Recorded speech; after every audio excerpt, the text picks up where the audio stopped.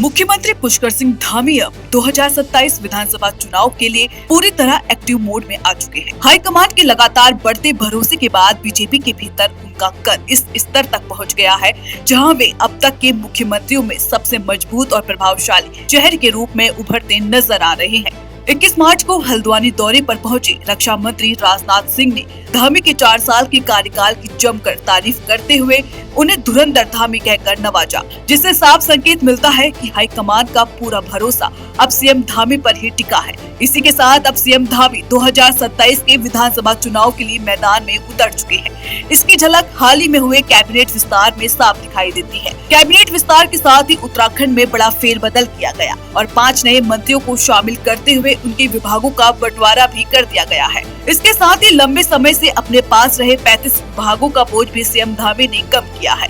वहीं उन्होंने अपने मंत्रियों के विभागों में भी बड़ा बदलाव करते हुए जिम्मेदारियों का पुनर्वितरण किया है। बता दें कि कैबिनेट मंत्री धन सिंह रावत से स्वास्थ्य विभाग की जिम्मेदारी वापस ले ली गई है, जबकि कैबिनेट मंत्री सुबोध उनियाल को नया स्वास्थ्य मंत्री बनाया गया है। बता दें कि जुलाई 2021 में मुख्यमंत्री पुष्कर सिंह धामी ने डॉक्टर धन सिंह रावत को स्वास्थ्य विभाग सौंपा था। कोरोना काल में उन्हें यह अहम जिम्मेदारी दी गई थी और मार्च 2022 में भी स्वास्थ्य और शिक्षा जैसे बड़े विभाग उनके पास रहे, लेकिन अब उनसे यह जिम्मेदारी वापस लेकर सुबोध उनियाल को सौंप दी गई है। सुबोध उनियाल के पास पहले से वन, निर्वाचन, विधायी और संसदीय कार्य जैसे महत्वपूर्ण विभाग भी है, जिससे उनका कद और मजबूत होता दिख रहा है।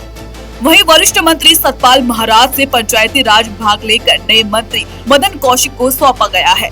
इसके अलावा गणेश जोशी से ग्राम्य विकास विभाग लेकर नए मंत्री भरत सिंह चौधरी को जिम्मेदारी दी गई है। इस पूरे फेरबदल में एक बात साफ नजर आती है, जहां एक तरफ नए मंत्रियों पर भरोसा जताया गया है, वहीं दूसरी तरफ पुराने मंत्रियों का कद हल्का किया गया है।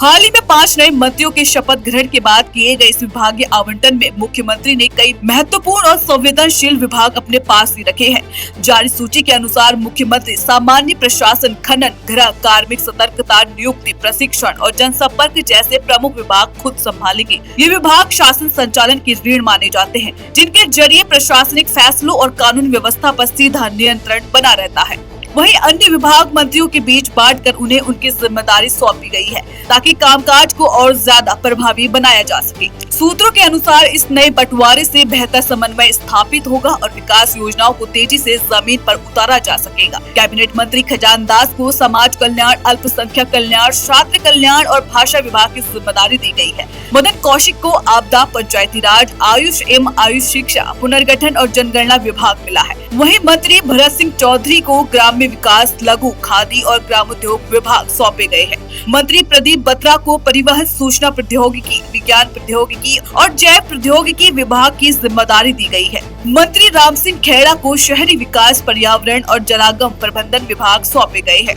और इस तरह से मुख्यमंत्री पुष्कर सिंह धामी कैबिनेट विस्तार के बाद नई ऊर्जा, नई टीम और एक साफ रणनीति के साथ 2027 के चुनाव के लिए पूरी तरह तैयार नजर आ रहे हैं।